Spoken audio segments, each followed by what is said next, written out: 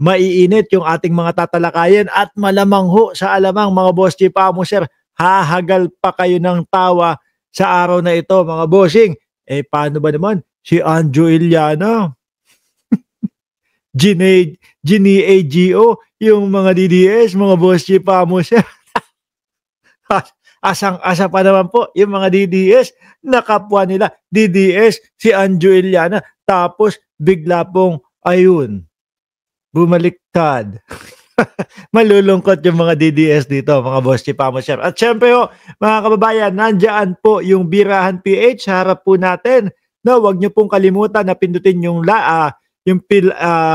like at wag niyo din pong kalimutan na i-subscribe yung Birahan PH upang sa ganon kayo po ay laging ino-notify ni YouTube pag mag-uumpisa na po mamaya si Boss Nyolo. Alas 12 po ng katanghalian si Boss Nyolo. At tapos naman po ako, yung segment ko naman dyan sa Birahan PH, mga bossing, ay alas, anong oras ba ako?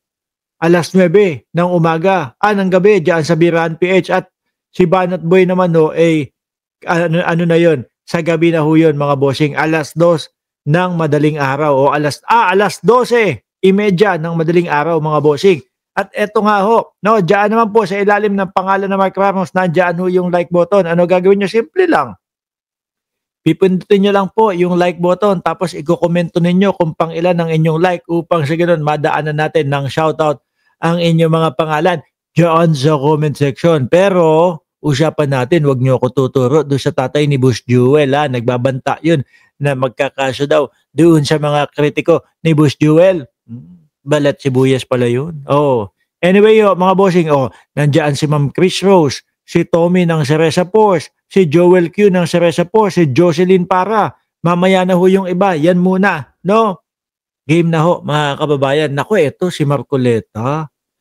Meron hong pasabog si Marcoleta. Oho, meron pasabog na naman po si Rodante Marcoleta. Magugulat po kayo. Ano po yung pasabog? Utot. Utot. Eto, meron na naman ho, mga kababayan. Bakit? Ano sinasabi ni Rodante Marcoleta dito? Yung dalawang bata daw ho ni Saldico, itinago. Ewan ko, sino naman magtatago niya? Si Saldico, wala naman. Siguro ito yung binabanggit nung bata niya. Yung bata ni niyang si Gutesa. No? Basahin lang natin mabilisan, mga boss. Dalawang bata ni Saldico itinago. Sino naman magtatago niyan? Unang-una, wala naman si Saldico sa Pilipinas. Di ba?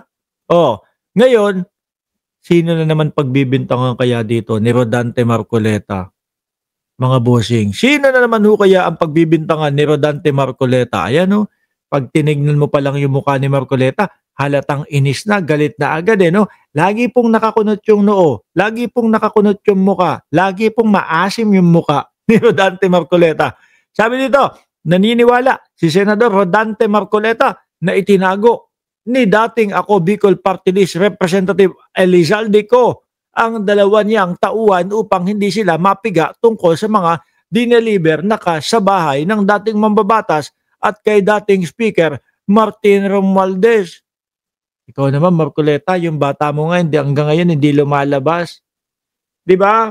Sabi ko nga sa iyo, syempre hanggat wala ebidensya at wala kayong ipinapakita na magpapatibay doon sa mga pinagsasabi ng bata mo na si Gutesa, magsisilbing lang yan, chismax lang yan. Oo, mga bossing, syempre di ba, bago abalahin iyang mga bata na tinukoy ni Gutesa, kailangan muna maimbestigahan, malaman kung ano ba ang kredibilidad ni Gutesa at kung totoo ba yung sinasabi ni Gutesa. No?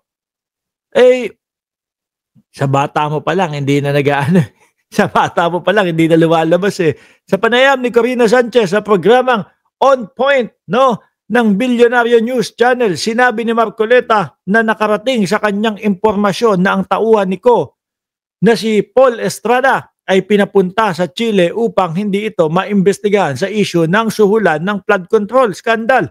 Habang ang isa pang staff ni Mark na si Mark Texay, buti na lang may apelyido, no, ay itinago rin umano pero hindi makumpirma ng senador kung saan dinala.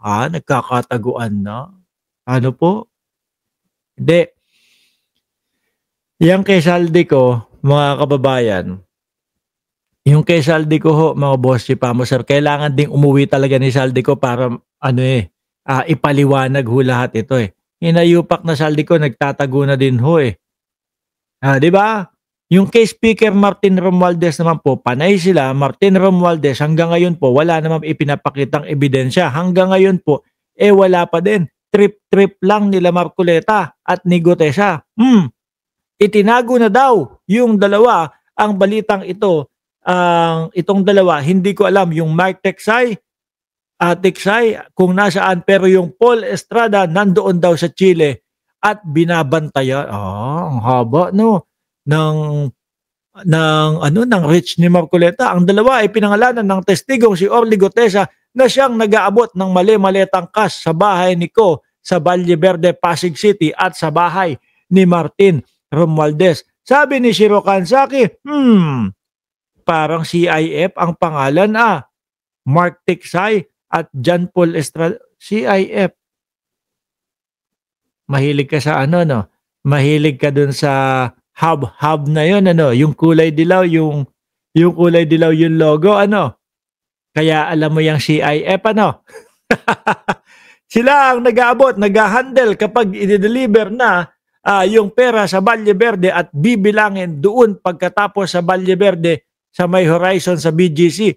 Sa Hyatt yata yun, at from Hyatt ibababa na yun, dapat ibababa nila yung dapat ibabang mga maleta at dadalhin sa bahay ni Martin Romualdez. O ganun daw ho, sistema. Biruin mo bilangan pa lang ho, mga bossing, iaakyat pa doon sa pagkataas-taas na floor. Ano ho, tapos ibababa din pala, mga boss Chipamo sir. Tsaka alam nyo, si Gutesa, ang sinasabi niya doon is, kami po hanggang ano lang kami, pinto lang kami, hindi kami. Pero alam niya na nagkakabilangan. Pero alam niya kung ano yung mga ginagawa doon sa pera, ha?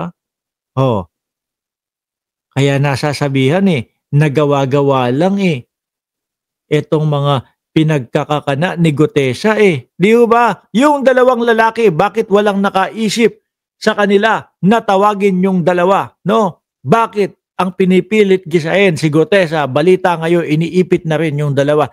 Ganito ho yan, Boss Marcoleta, no? Siyempre kayo, meron kayong palutang na Gutesa. Ngayon, kapag nagsalita si Gutesa, ano ang gagawin dyan? Pag nagsalita si Gutesa, beberipikahin kung totoo ba yung sinasabi. Hindi pwede basta-basta na lang, tawag ko, pumunta na kayo doon.